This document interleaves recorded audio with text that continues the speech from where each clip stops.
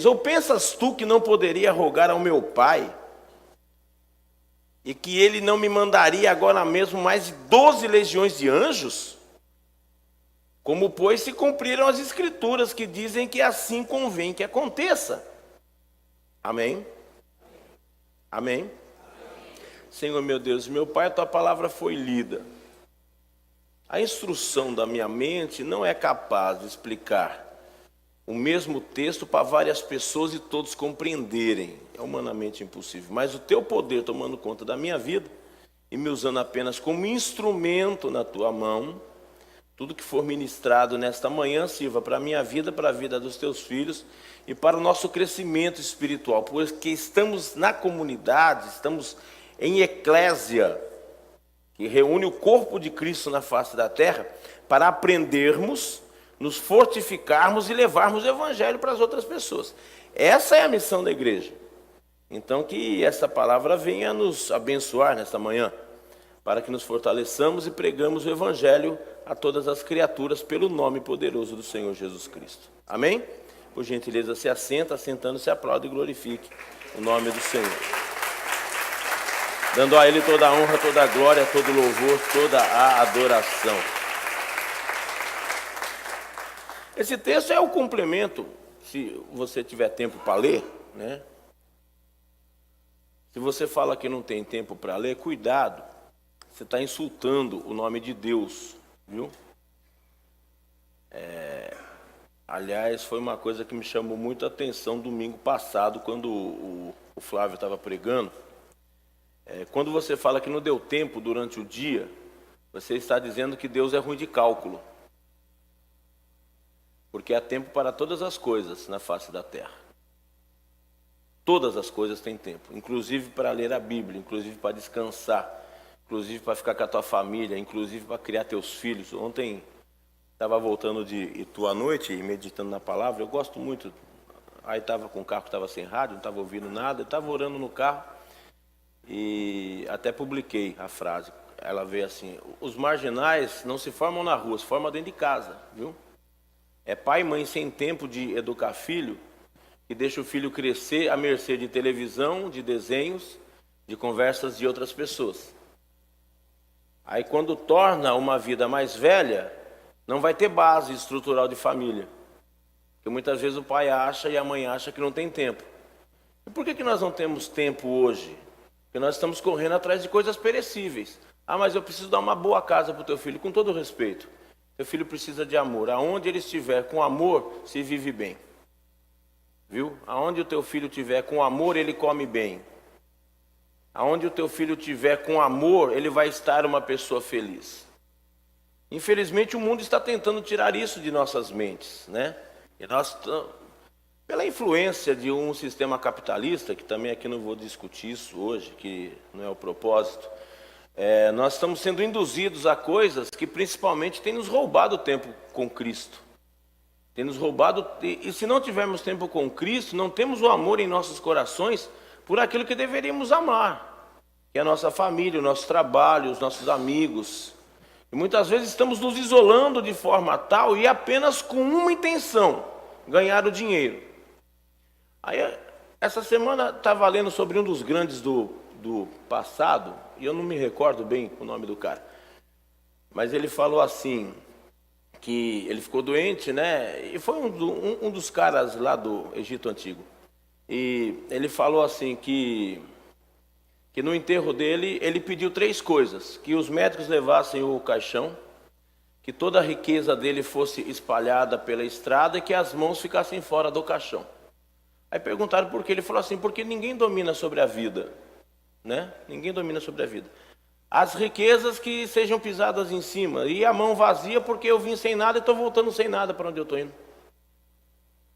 Mas isso se alcança no final da vida, que é o conjunto de sabedoria que nós adquirimos com a vida, porque inteligentes todos nós somos. Nós precisamos dar um passo para a sabedoria.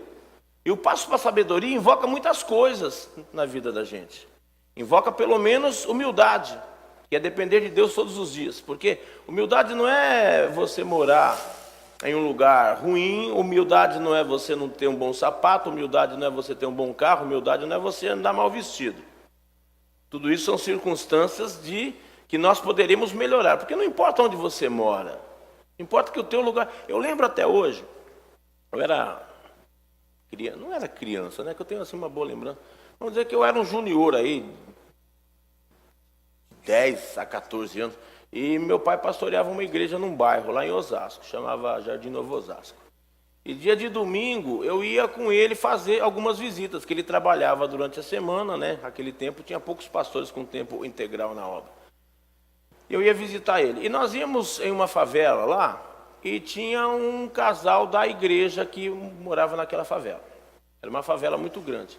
Irmãos, mas se você entrasse na casa daquele casal, parecia um palácio. Naquele tempo não tinha muito negócio de piso, né? Era mais cimento queimado. Eu lembro assim como se fosse hoje, assim a portinha, um barraquinho de tábua pintadinho com cal, bonitinho, com porta, com janela, não era nada amarrado com arame, portinha, Entrava aquele chãozinho limpo, tudo vermelhinho, as coisas daquela irmã, tudo com... Mulher é muito detalhista, né? Aqueles negocinhos... Põe em cima da mesa, Mira, você que gosta de fazer aquele negócio de tricô. Toalha. Irmãos, a casa da mulher era linda de ver. Linda. E eu tenho lembrança disso, que eu fazia visita já com meu pai quando eu era pequeno. E eu ficava impressionado, e aquilo eu olhava e falava assim, nossa, mas o lugar é feio. Né? Que a favela lá em São Paulo é lugares que não tem ruas largas, né? Ruas são pequenas, estreitas, tem lugar que não passa nem carro, passa a pé. As casas são construídas sem uma uniformidade de um loteamento, né? Mas a casa daquele casal era linda. Sabe por quê? Porque lá dentro morava 2 servos de Deus. Então o interessante não é o que o mundo está querendo ver. O interessante é quem nós somos para o mundo. E Jesus nesse texto, se você conseguir ler, de boa, se você não quiser ler também não precisa. Mas se você conseguir ler, é o texto lá do Getsemane, um pedaço dele. E quando Jesus chega naquele momento, ele foi orar e os caras abandonaram ele. Olha, Jesus precisou de amigos para orar. Deixou os discípulos, separou 3. 3 vezes ele voltou, os caras estavam dormindo. Então não é de hoje que a gente não consegue acompanhar Jesus. Mas nós temos que nos esforçar para acompanhar Jesus. Porque quando Jesus foi orar, Jesus não era santo. Ele não estava num corpo glorificado. Ele estava num corpo de ser humano. Foi o corpo de Jesus de Nazaré que, por intervenção do Espírito Santo, ele levou até Maria, até o útero de Maria, e trouxe Jesus para fora. Jesus cresceu um homem, Jesus de Nazaré. E nesta oração era homem. Não estava glorificado. Ele estava com todos os sintomas de um ser humano. Ele havia andado junto com esses discípulos o dia inteiro. Ele havia curado, as pessoas haviam acompanhado ele. E ele ainda foi orar. Mas o cansaço da terra privava os homens de orar com ele. Mas como privava os homens se ele também era homem? Porque o esforço dele como homem fazia diferença diante do Pai lá em cima. E muitas vezes hoje nós não estamos mais nos esforçando para adorar a Deus. Você lembra lá no texto de Lucas que a lei e os profetas duraram até João. Depois disso o homem precisa empregar força para entrar no reino do céu. E as pessoas confundem com a força física, mas é com a força intelectual. Quantas vezes no dia que nós poderíamos ter orado e não oramos, porque falamos que não tivemos tempo. Mas se parássemos de fazer o que estávamos fazendo, irmãos, comece a analisar. Eu sempre tenho pedido isso para você. Traga a Bíblia de uma forma imaginária do teu lado. O que eu vou fazer agora? O que Jesus faria? Não, vou fazer o que Jesus faria. Jesus poderia ter ido dormir com eles, mas ele precisava orar, porque estava próxima a hora da crucificação. E os caras veio, aí ele falou, então agora dorme de uma vez. Já na terceira vez eles dormiram. Quando eles levantaram, vieram prender. Aí veio Judas, beijou Jesus. Aquele beijo foi o beijo que era o sinal, que ele falava assim, irmãos, Satanás é tão cego que ele não sabia quem era Jesus. Ele não tinha ideia que o Filho de Deus estava na terra, achava ele que era mais um profeta. Tanto é que os soldados, quando foram prender, tinha que ter um sinal. Aquele que Judas beijasse, aquele era o que era o chefe da gangue.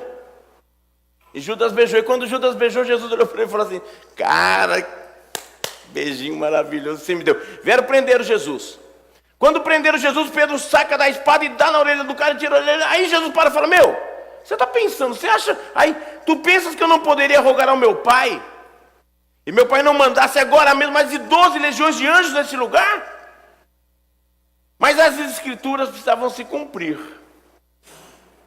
Eu quero dizer sobre a tua vida nesta manhã. Esse segundo domingo do mês de maio, que eu não esqueci que é dia das mães, viu? Depois nós vamos abençoar todas as mães. Que também é um dia só comercial, viu? Você que está dando presente hoje para tua mãe, cria um pouquinho mais de juízo. Eu ia falar vergonha, mas para não ofender ninguém, fala justo. Viu? Compra presente para tua mãe todo mês. Posso ouvir o amém dos filhos? Amém. Você está fazendo o que o mundo quer que você faça. Ai, segundo domingo, eu vou tirar. Viu? Almoça com a tua mãe mais vezes por mês. Mais vezes por ano. Desculpa da minha franqueza, mas, velho, eu já estou também numa idade que não precisando mais fazer meio de campo com ninguém. Essa hipocrisia do caramba de levar a mãe para almoçar só nele, viu? Com todo respeito, vai, já marcaram hoje, vá. Mas faça isso mais vezes por ano. Por que você vai dedicar amor a uma pessoa que te carregou 9 meses? Essa semana eu conversei com meu pai, passou mal. Não, mas eu não queria perturbar vocês. Pai, mas tem 3 que vocês criaram. Chamo o Josué com a Adriana, deixa eu de fora, que eu sou mais velho, né?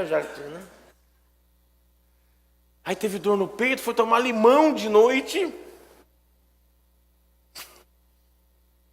Não, aí estava me acompanhando até o portão. Não, filho, é que eu não queria dar trabalho. Falei: pai, entenda uma coisa.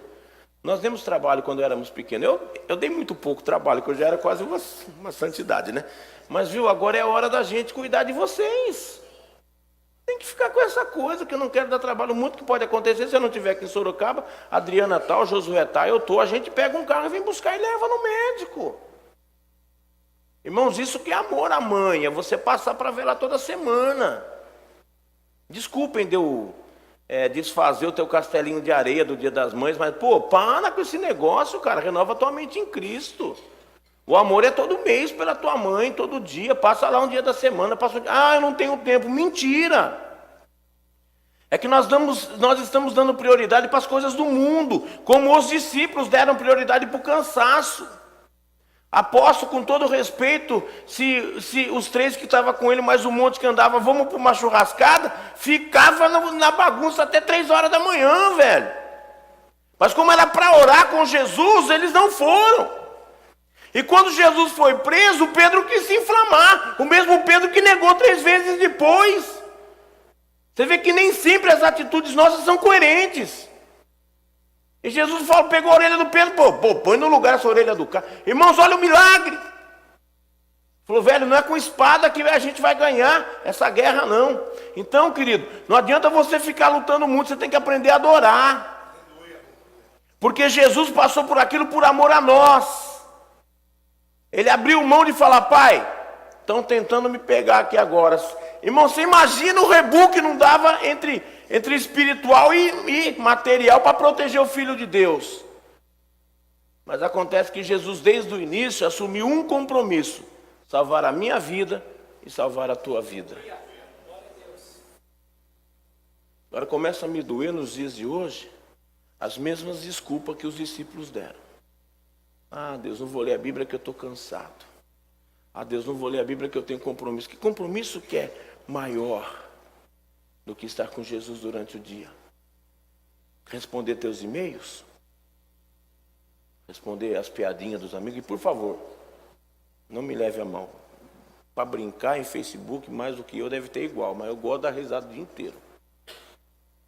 Mas tem um momento que eu tenho que orar, tem um momento de eu com Deus, isso ninguém me atrapalha. Não perco casa de Deus por causa de... Aliás, futebol já está uma piada, né, Paulo? A gente tira sarro porque temos muitos amigos, mas futebol já não mexe mais com a cabeça da gente.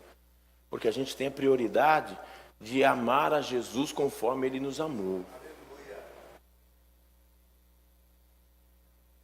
E ele falou assim: Pedro, eu não pedi para o meu pai me proteger porque as escrituras tinham que se cumprir. Sabe qual escritura? Por gentileza, Vá comigo no livro de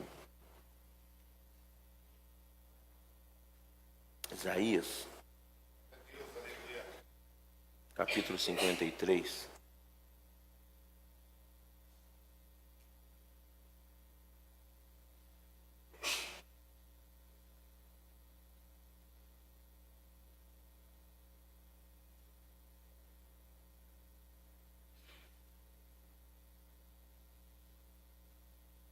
Versículo 10.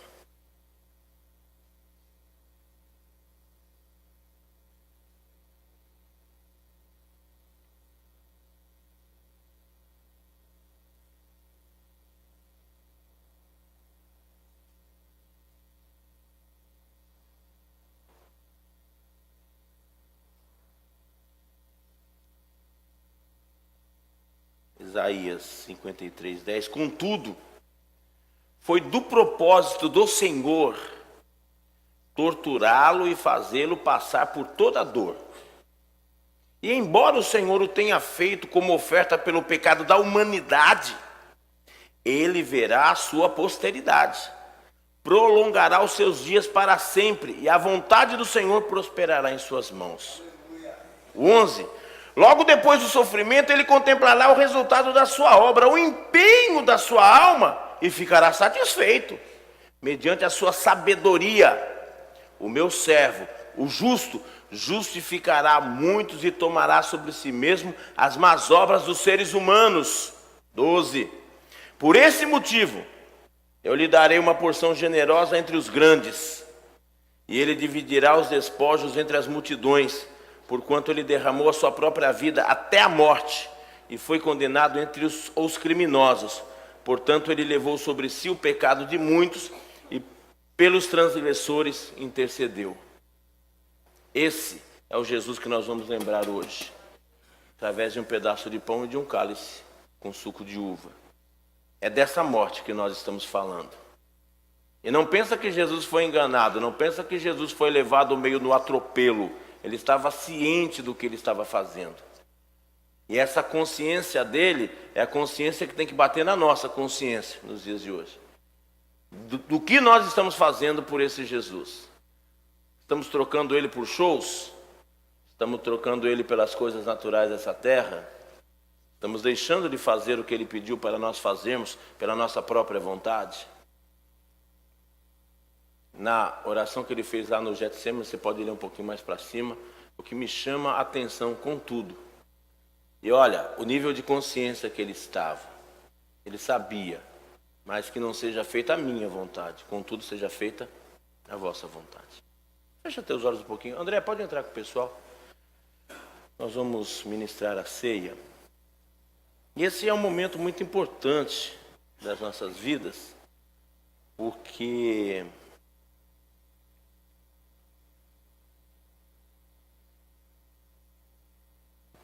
é um momento de examinar, viu? Em 1 Coríntios,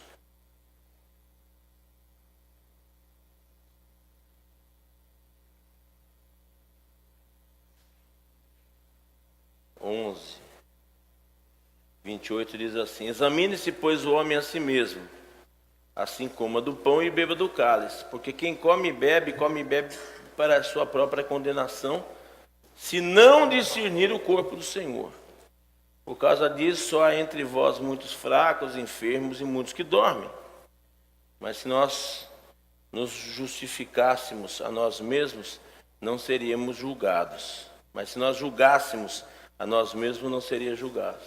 Quando, porém, somos julgados pelo Senhor, somos corrigidos, para não sermos condenados com o mundo. Portanto, meus irmãos, quando vos ajuntais, não é para comer, esperai um pelos outros. É nesse momento que você está em franca meditação, é a respeito dos tempos de oração que nós deixamos de ter, nos tempos de anunciar o Evangelho que não anunciamos, nos tempos de darmos amor para a nossa família que não demos, no tempo de darmos maior atenção para o nosso emprego que nós não demos, porque tudo isso gera em torno do nosso bem-estar. E quanto tempo jogado fora que nós temos jogado. Mas pela graça e pela misericórdia de Deus, nós participamos dessa ceia uma vez por mês, para não darmos muito tempo para o diabo fazer ninho na nossa cabeça. E nesta manhã é uma manhã de reconsideração. Não há tortura, não há peso para pôr em nossos ombros, apenas a consciência do pedido de perdão. Porque o sacrifício já foi feito na cruz do Calvário. Eu não preciso pedir para você se sacrificar, com todo respeito, mas eu preciso te ensinar a Bíblia. Não é 5 orações do Pai Nosso que vai te justificar, é o sangue do Cordeiro que você vai lembrar hoje, quando você tomar o cálice de uva. Que o cálice não vai se transformar no sangue, porque o Cristo está vivo. O Cristo está vivo. O Jesus de Nazaré foi morto, mas o Cristo ressuscitou. E o Jesus foi para o céu e ele está vivo hoje. E esse cálice e esse pão, para relembrar que ele foi moído por nós. E que nós não venhamos a jogar a morte dele aos cantos, mas que venhamos justificar o amor que ele deu por nós, amando ele como ele nos amou. E tudo isso é de uma forma muito consciente, viu? É de uma forma muito consciente. O pão vai passar, você vai pegar o pão, espere por todos. Da alegria do meu coração, eu faço voto que todos participem do pão, viu? Ah, pastor, eu não sou batizado. Não tem problema. Você ainda não se comprometeu com Jesus conforme ele se comprometeu com você. A única coisa que pode acontecer é você receber o pago daquilo que você está fazendo. Jesus muitas vezes não pode se comprometer com você do tanto que você está se comprometendo. Mas que nesta manhã você participe da ceia do Senhor, relembrando daquele que fez o maior sacrifício por todos nós. Daquele que deu a vida por nós. E uma pergunta que eu quero fazer à nossa consciência. A nossa consciência. O que nós temos feito por ele? Na hora que você estiver segurando o pão, pensa nisso. O que você está fazendo por ele? Ele não foi induzido. Ele não foi enganado. Ele não foi morrer por nós torturado. Ele foi torturado na cruz. Ele foi de boa vontade. Por amor. A minha vida e a tua vida, e principalmente obediência àquilo que o Pai havia proposto para ele.